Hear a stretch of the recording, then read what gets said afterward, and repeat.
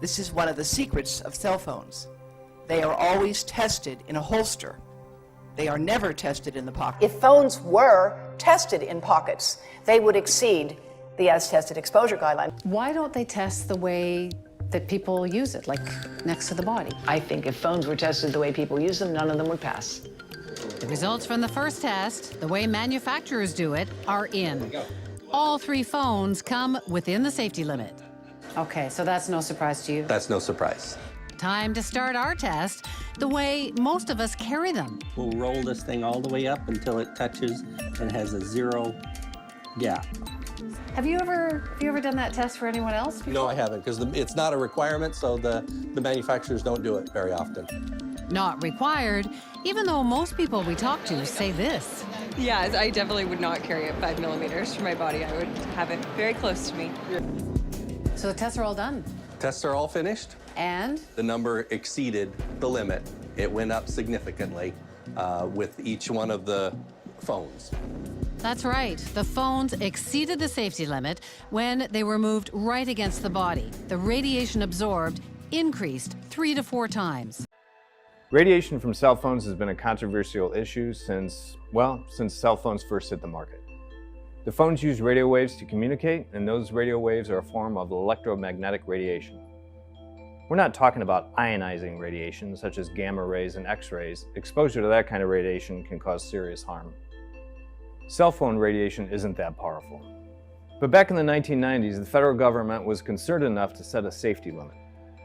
It's measured in the amount of radiation from the phone that is absorbed in human tissue. To this day, a new phone model can't be brought to market unless testing shows that it meets the standard. Still, we at the Chicago Tribune wondered, how much radiation exposure do phones really cause? We bought more than a dozen phones and had them tested by an accredited lab using standard procedures. To test each one, the lab owner used a special mixture of fluids that mimics the electrical properties of the body. He poured that into a fiberglass tub. Then he secured a phone underneath the tub and set it to operate at full power. A robotic arm dipped up and down in the fluid, measuring the amount of radiation it was absorbing. There were 2 main things we wanted to know. First, would the phones meet the safety limit if tested at the same distance from the body as the manufacturer's own testing? It turned out that some phones exceeded the limit. Next, we noticed that federal rules allow phone manufacturers to test phones up to 25 millimeters away from a simulated body. That's nearly an inch. The rules reflect times when many people carried their phones in belt clips or even holsters, not that close to the body. So our second question was, what if phones were tested at a smaller distance to reflect how people carry their phones today, like in a pocket? This is crucial. Typically, the farther away a phone is away from simulated tissue, the less exposure to radiation. So we moved the phones in closer to 2 millimeters, or less than 1/10 of an inch. At this distance, radiation exposure often exceeded the safety standard. Does this radiation cause harm? Some scientists think there's not much to worry about. They say if phones were such a big hazard, we'd see people getting sick. Others aren't so sure. They think harm may only appear after years and years of use. So does this mean you should throw your cell phone away? No. But our investigation does raise questions about the way cell phones are regulated and the exposure some consumers may be experiencing. 2 major cell phone manufacturers disputed our methods and told us their phones meet all safety standards. But the Federal Communications Commission, after learning of our testing, says it's going to follow up with tests of its own. If you're concerned about radiation, consider these steps. Still got a landline? Probably should use it, especially for really long calls. When making calls, put your cell phone on a speakerphone. And finally, avoid carrying phones next to your skin or in your shirt or pants pocket.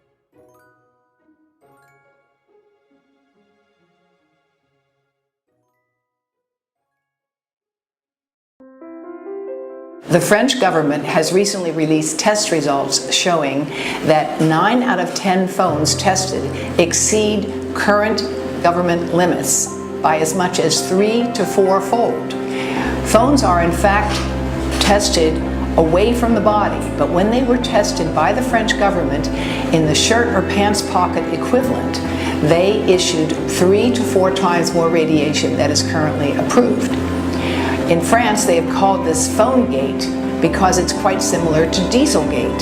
Dieselgate was when the Volkswagen engines were tested and found to artificially lower the amount of pollution emitted when they were hooked up to a computer.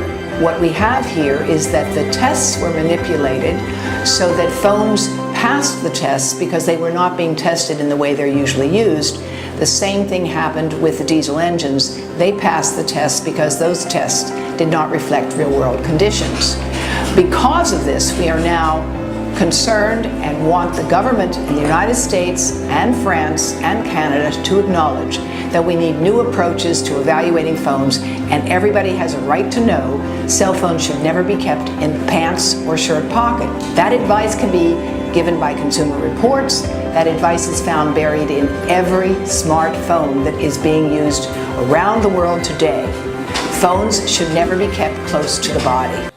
Dr. Davis, you said that a cell phone should not be kept any closer than an inch to your body. Is that what you said? I don't know where does that come from? That actually comes from the BlackBerry manual as well as from the iPhone manual. If you read the manuals, which almost none of us does, that is what they say. So by calling for warning labels as I am simply calling to codify what the industry is currently telling us about cell phones.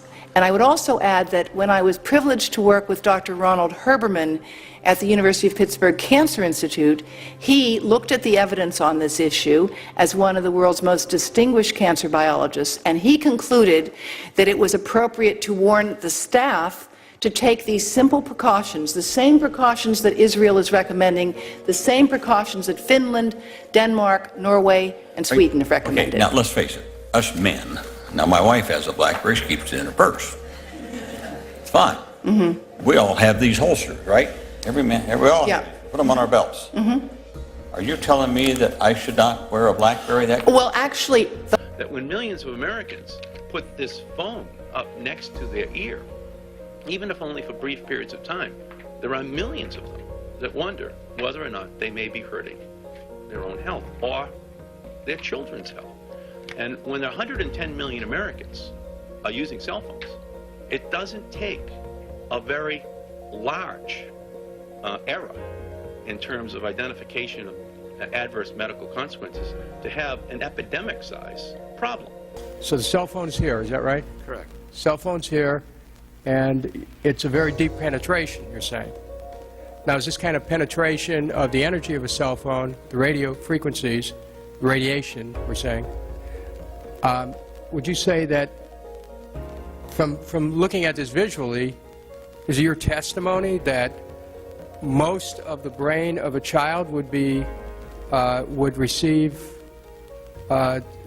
some of this energy? That's correct. Most of the brain, at least on that side of the head, would be absorbing that energy. And it's a simple explanation for it.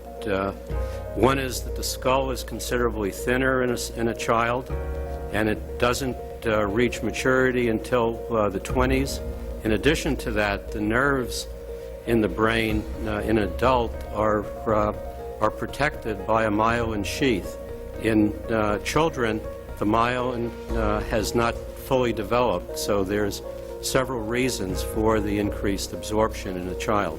What are the considerations with respect to an additional potential risk for children using cell phones? Children have a configuration of their skull that does allow penetration of cell phone radiation deeper. Are you saying there's a potentially greater risk?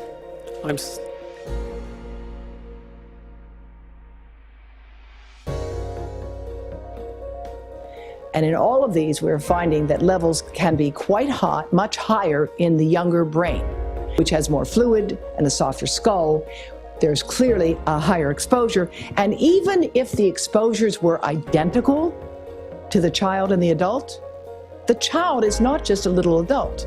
Their brains are less myelinated, they're growing more rapidly, and they need more protection. That's why we put helmets on them. That's why we put them in special car seats until they reach a certain weight. Children need more protection than adults, and our standards do not take that into account. Probably the most important thing I did, I was involved as a young scientist in the committee that actually reviewed the data and recommended that there be no smoking on airplanes. You may be shocked to hear that it was even a question for science at the time, but it was. And when I look at what we know now about mobile phone radiation, I see some very interesting similarities. A growing number of prominent doctors and scientists are raising warning flags over radiation this morning, and your kids could be facing a greater risk of exposure. I think the most important study is a study by the National Toxicology Program in a classic large carcinogenicity test, one of the largest ever performed, and for that matter, one of the most expensive. They found increased risk of the tumors, which we believe radiofrequency radiation is causing in man. Particular tumors called schwannomas. In the rats, they were in the heart. In humans, they're often in the nerve, the ear nerve, the vestibular nerve. Cell phone providers say they follow all safety guidelines put into place by the FCC. The current FCC safety standard was developed nearly 20 years ago. The manufacturers actually tell people in the instruction manual, which I never read, not to put the cell phone against your ear. It does say exactly that. There's the BlackBerry, for example, warns to keep your phone at least 0.98 inches away from the body when transmitting. With an iPhone, for example, it's 5/8 of an inch. At this point, the evidence has become sufficiently strong that cell phone radiation is a human carcinogen. A major development from California's Department of Public Health. High use of cell phones may be linked to certain types of cancer and other health effects, including brain cancer and tumors, lower sperm counts, headaches, and effects on learning, memory, hearing, behavior, and sleep. If it was a real problem, I would know. If it was a real problem, the government would protect us. How come I'm not hearing about this? They're all things I've heard when I give seminars. You know, I get up there and they say, oh yeah, if this was really a problem, they would have told us. I am they. I am a, legitimate scientist, and I am telling you.